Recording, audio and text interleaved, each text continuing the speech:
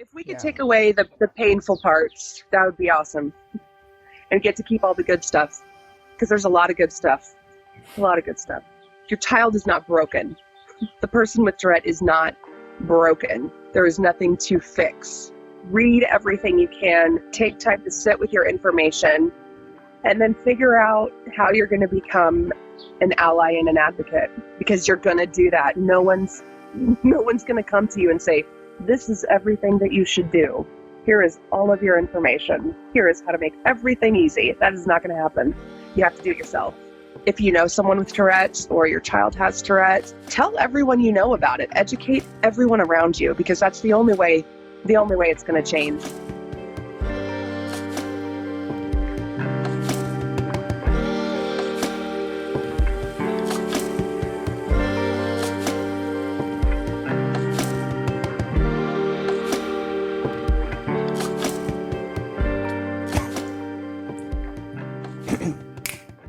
Hi, I'm Luca and I make videos about what it's like to live with Tourette's. A few months ago, I made a video about Seth Pressler, who is a student with Tourette's who pretty much got told that he was not allowed to attend university anymore because of his coprolalia. After I made that video, many people shared it and it got to Seth and Seth's mom, Alison, and we've been in contact ever since. Alison is really cool. She's such a lovely person, and she's agreed to make a video with me about Tourette's from the perspective of a parent.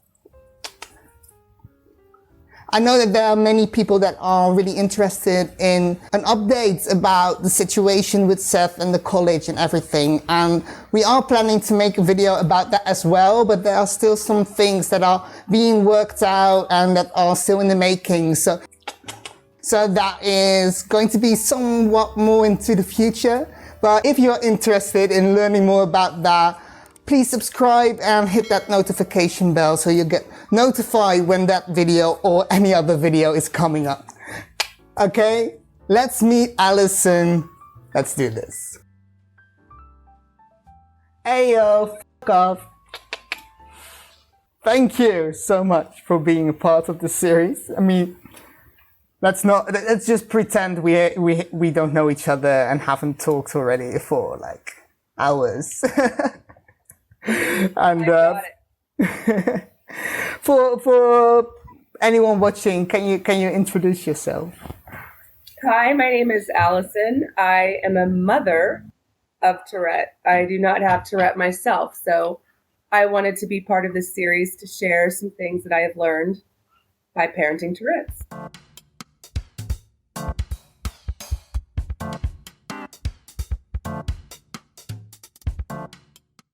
I have to make up for a continuity error there, but that's fine. No, but I mean, it's so cool because when I made the video, it was like just by chance because I had the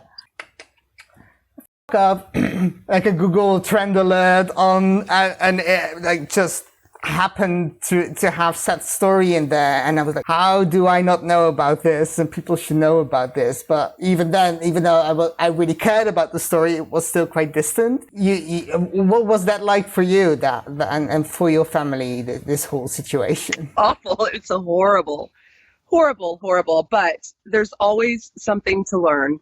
And I think that's very important. There's always a need to step back and take everything and change your perspective if you need to, and really figure out what can we do with this. You can sit around and be angry, sure, but that doesn't change anything. So I think for us, we just needed to recenter, and the wonderful thing is that we have had support from all over the world, and Seth has I think felt a bit less lonely in his Tourette journey because of that. So those are some positives for sure. And we'll see what happens, with the rest of that story. To be continued. To be continued, yeah. I think to get to the point that you can take positives from a situation and from living with Tourette's, like whether you have it or someone like very close to you has it. It's a journey to get to that point. And so what was that like at the start? Did Seth already have tics when he was very young? Did it start later? What was that like? Very, very little. When he was very little, I noticed that he was what I now know is neurodiverse. He was just different than other kids, and I can't really tell you what it was, but I knew, one of the reasons we moved to the town we lived in, because I wanted to make sure that there was really good schools with extra support, even before we moved here, before he was even in kindergarten. So he was like 3. I just knew that there was going to be more challenges to his story, I guess. I didn't really know what they were. He was diagnosed with ADHD at age 6, 5.5, 6.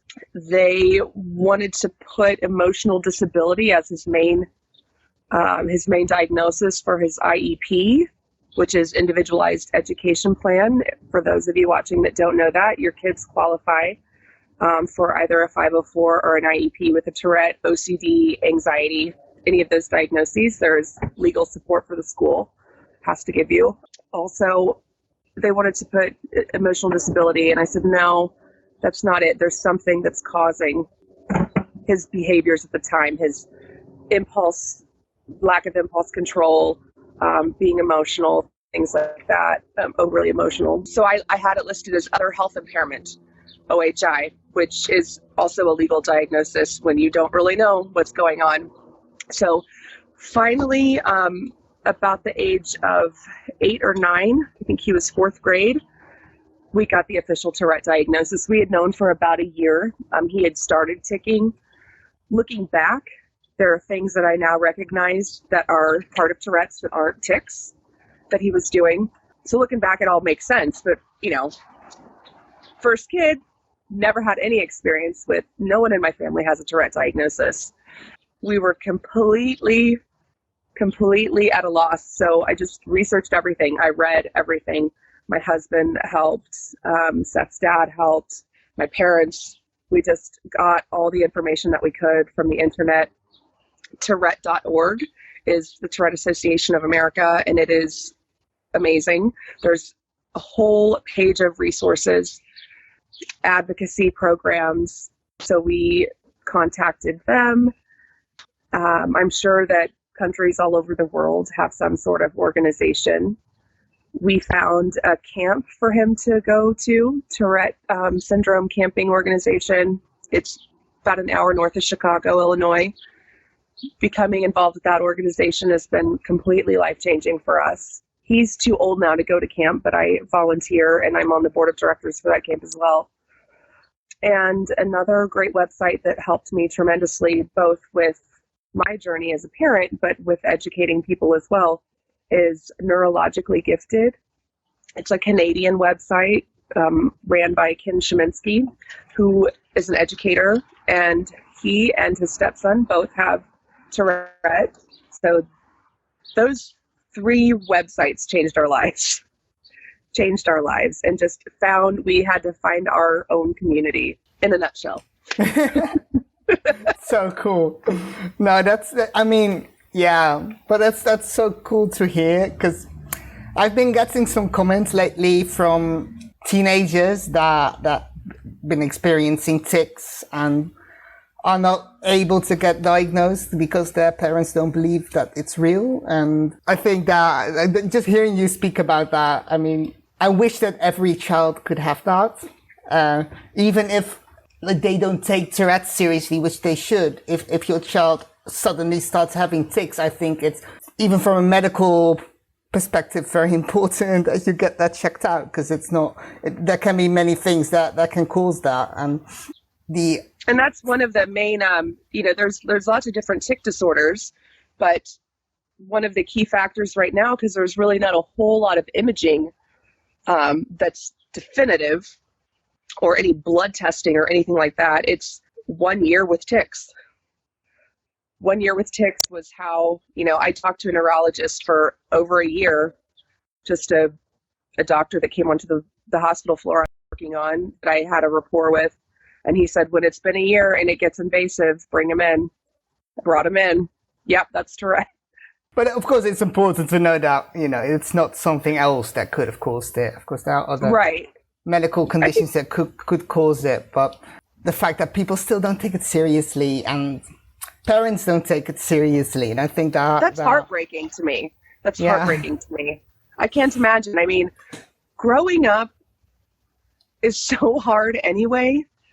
And then your parents don't believe you, or society doesn't believe you that you're doing, you did your video on faking Tourette's. Like, people don't understand that it's so much more than tics. There's that image that Tourette Association did, and it's like a picture of an iceberg, and the top of it is tics. It says tics, and the thing is, Tourette is, tics are just the tip of the iceberg for Tourette. And then you have all the other comorbidities: anxiety, depression, OCD, oppositional defiance, like autism sometimes, all these things that can come with it.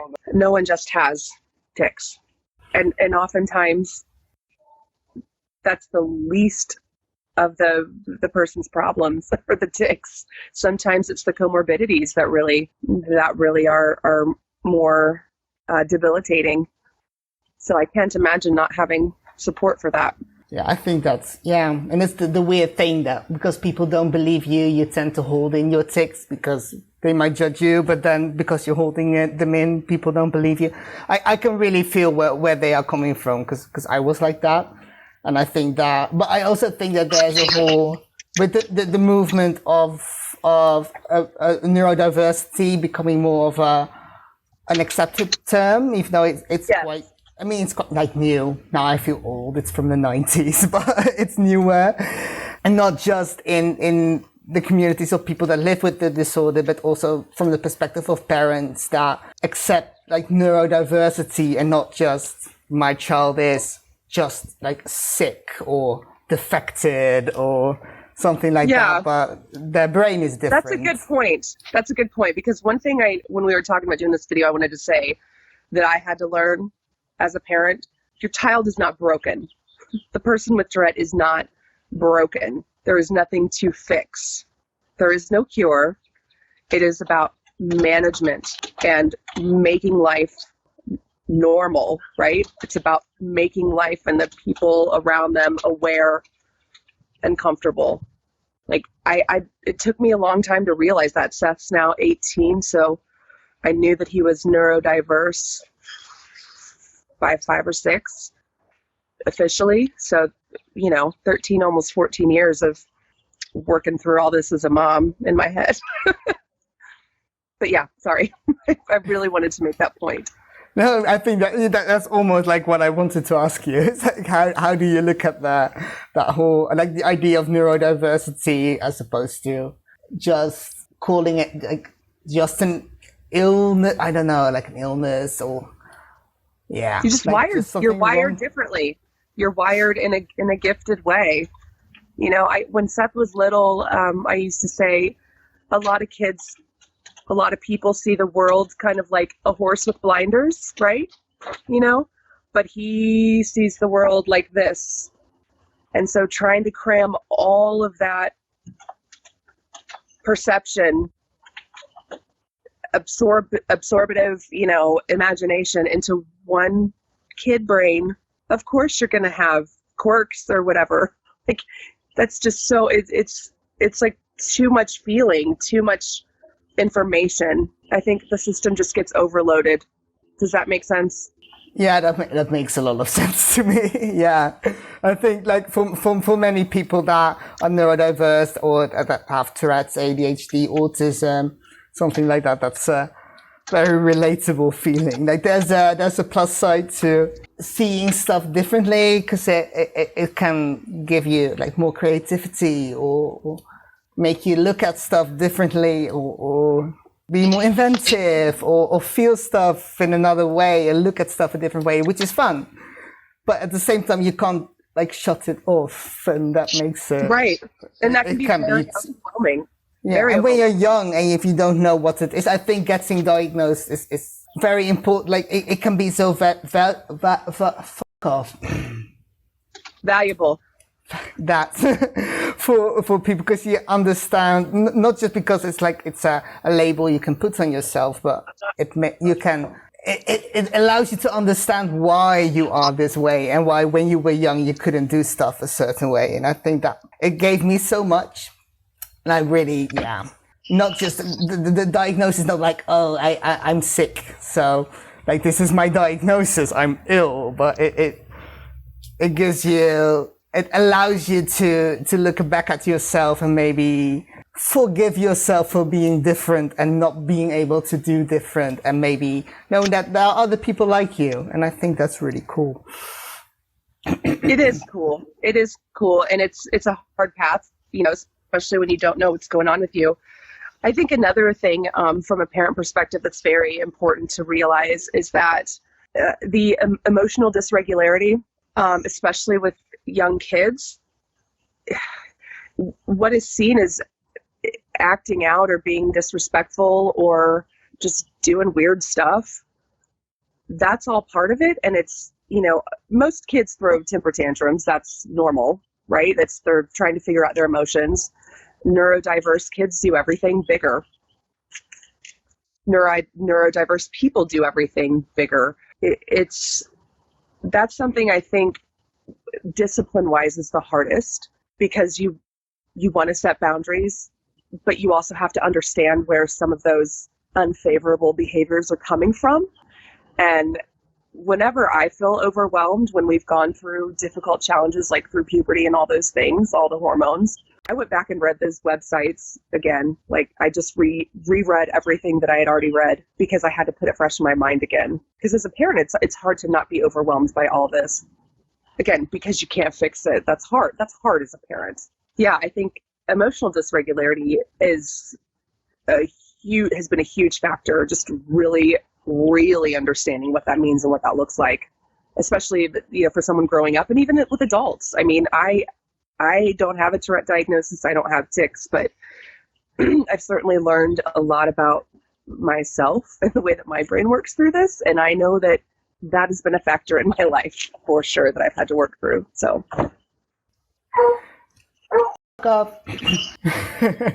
I don't mean, I like the dog. I hate that. No, but I can imagine that. Looking at your child who looks at the world differently, who literally thinks differently, that makes you reconsider how you look at the world as well. Absolutely. What are some of those instances that when you experience that? Oh, I can't think of any certain instances right off the bat. But one thing my daughter said one time, she's almost 14 now, this was just a few years ago, she said, I think someone asked her what it was like to have a sibling with Tourette.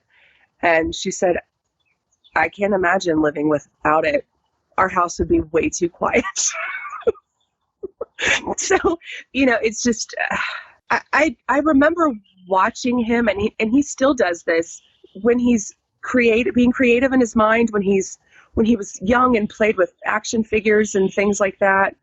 Now he does it with things, little gadgets that he builds or costumes that he puts together. Just the way I can almost see the way his brain sees what he wants to achieve or what he's doing, because he's just so into a specific zone when he's being creative and making things, or when he was young and playing. So I can't think of any certain instances. It's just, it really has made me stop and think more, and to really try to be less judgmental and more thoughtful around other people. I think I was kind of that way anyway, but it just puts it in a whole other light. So what do you think are some of the best and worst things of being a mom of a neurodivergent child? What are some of the best parts of it and some of the hardest parts of it? The best parts of it are just, it just feels like a gift in a way that, oh gosh, it's hard to put into words. It's like I feel like we get to see the world in a special way that maybe other people don't. And I don't know how else to put that. The worst part is when his tics are painful and self-harming, and I can't do anything about it. The only thing I can do is try to do more medicine. He has intractable Tourette's. Like, he's on medication, but it doesn't control the tics all the time. A lot of times, I mean, he tics pretty frequently, and his tics are very physical, and he's very strong. And so when that's put back on himself, that's horrible. He just had to have eye surgery, tore a retina, traumatic cataracts. So that's going to have to be fixed, and that's from ticking. And that part really sucks. That's heartbreaking as well. But today, right now, he's running back and forth between the house and the garage. I don't know what he's creating yet. I have no idea. Like, he will, when he's focused on a project, watching his brain work, I think that's the best for me. Okay, I'm going to flip this for a second so you can see his scooter that he customized. Tell him how I customized it. Bring it over here, Seth. Hey, Luke, have you ever seen Ghostbusters, like the original? Like with the guys? Yeah, well, I painted my scooter to look like the Ghostbusters car. It has lights and sound as well. Okay. So he's dressed like Star Trek, but going on a scooter ride with his Ghostbusters themed scooter that he calls the Ecto 1/2. That makes total sense to me. I mean, I think so. I think it's fine. I have no idea where we were in the see. Yeah, what else did you want to talk about? Yeah, I was kind of wondering, well, if there are any parents watching this that might have just found out that their child has Tourette's or is neurodiverse in any other way, or disabled in some other way, or, in any other way different like that. Sure. Or maybe they already knew for a longer time, but, are still looking for resources or advice. Like, what would you tell them? I would tell them to educate themselves with all of the technical, clinical stuff. Again, Tourette.org in the States. I'm sure it's everywhere in whatever country you're in. I'm sure that your country has a national organization. Find social groups like the camp that we, there's not really a big Tourette support group. There is a state chapter, but it's not very active here. And it is just hard to get people together regularly anyway. We all have things going on in our lives, so it's just really hard to plan anything. But I think the online community is very wonderful for support for parents and kids. And then the Ken Shiminsky website, Neurologically Gifted, that is so great, not just for tics. That one is really great because it's a parent who also is someone with Tourette, who's also an educator, their perspective and what they know. So it's just very personal, but really read everything you can, take time to sit with your information, and then figure out how you're going to become an ally and an advocate, because you're going to do that. No one's going to come to you and say, this is everything that you should do. Here is all of your information. Here is how to make everything easy. That is not going to happen. You have to do it yourself. Do it. Even I feel like, I'm going to do that. Yeah, no, but that's true, because of course everyone's Tourette's or autism or whatever it is going to be different. So there is no one thing that will work for one person and will work for everyone. But I think that the more that people talk about it and be open about it and not ashamed about it and just be like, well, this worked for me, you could try this, and if it doesn't work, then that's fine. Or just being able to vent to one another sometimes because people get it. I think that's nice about a community when I talk to other people with Tourette's and I just complain about something, like my hands hurt a lot, then they understand that it hurts, but it's not, they really understand. It's not made bigger and it's not, oh, poor you. It's just, oh yeah, we get it. That's right. Fine. Yes. Complain to us because we get it. And I can understand that for parents that can be the same thing, because I think when you're a parent, you don't want to complain to your child, of course, but you might sometimes have the need to talk about that with others. And I think that's the thing that for me, being involved with the camp, Tourette Syndrome Camp USA, has been amazing because I got to know all these other people, other adults. A lot of the counselors and a lot of the board members now are kids that grew up, they're adults now, that grew up going to that camp and getting to know their families and the families that come every year, because I assist with check-in. It's just, especially, I was that parent one time that it was my kid's first time going to camp. He was 5 hours away. He was 10 years old. And that anxiety of I'm dropping my strange child off to strangers, but they all get it and they all get you and they all understand where you are, even if your paths are a little different. I mean, you have to have that as a person anyway, but especially when you're dealing with something that's not widely publicized and it's correctly, and there's not a lot of support for this group of symptoms or whatever, the Tourette diagram. There's not a whole lot around for that. So it is so important to find your people. I wish we could live in a place where everyone was neurodiverse. That would be amazing. I don't know. No, but I agree. I mean, I don't wish it on anyone, but right. If I could take a pill and like sometimes, of course, when my tics get really bad or when I'm just my ADHD just stops me from doing stuff, I'm I wish it stopped. But if I could take a pill today and it would just all go away and you're cured and you're normal, I don't know if I would take it because I think my life would be so boring. I mean, not having all the thoughts and all the ideas and everything. What am I supposed to do? That sounds boring. Yeah. I don't know. Yeah. And it's not easy and I don't wish it on anyone, but it has its you have to accept it. Sides. Yeah, exactly. It is what it is. And as long as there is no cure, I think there's no use in talking about it as like an illness that you can cure, because you can't. It's just the way that you are, and it's fine. That's okay. Yeah. Yeah. If we could take away the painful parts, that would be awesome. And get to keep all the good stuff, because there's a lot of good stuff. A lot of good stuff. It's true. What is something you wish that people understood about Tourette's? Just people in general, like the general public. What is this one thing that you wish they understood? It's not funny. It's not a joke. It can be funny. It can be hilarious. But it does make, especially for people like Seth that have very severe, intractable Tourette's, everything is hard for him.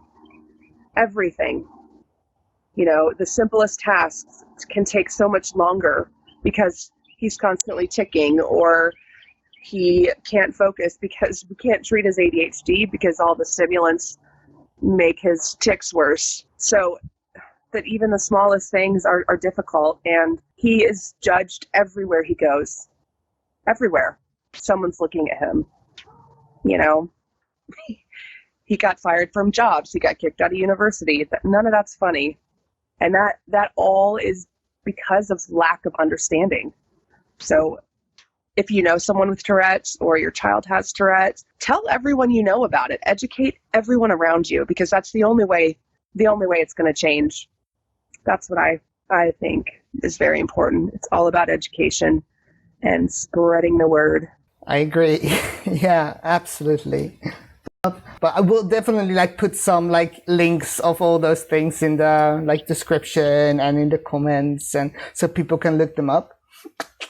Most people that watch these videos are from the US anyway, so I think I don't know that many things in the US. I mean, I know Tourettes.org because it's the first Google result, but I have no personal experience with them. But there is going to be a conference soon, right? From the Tourette's. So that might be interesting to some people as well. So that's in May, I think? Yes, the virtual conference. Yeah. Tourette.org will have a virtual conference in May. You can find information on that on Tourette.org. Really cool. Yeah, I think that I already, because of course with the time difference, it's a bit of a difficult thing, but I I did sign up for some, like... There's some really cool courses. It's really cool. There's a lot. There's like 3 days of very interesting, of like from personal stories to professionals like the doctors to everything for parents, for different age groups. I thought it was really interesting, and it's all going to be online, so people from around the world can join. And it's free, unless you can donate, of course, but it's free. So I really liked it. It's very accessible, I think, for everyone. So I really recommend is very accessible. Yeah, there are toolkits that you can order through the website as well. One for, clinicians, one for law enforcement, one for educators, one for parents, one for kids, and they're free. They'll send them to you, or you can download them as well. I've certainly used those and videos with schools and staff advocating for Seth. It's really cool. Yeah, I'll share all those links in the description and in the comments and everything, so that everyone can look those up and see if those are useful. Awesome. So yeah, I think that is it. I'll have to edit. We did it! We did it! Woo!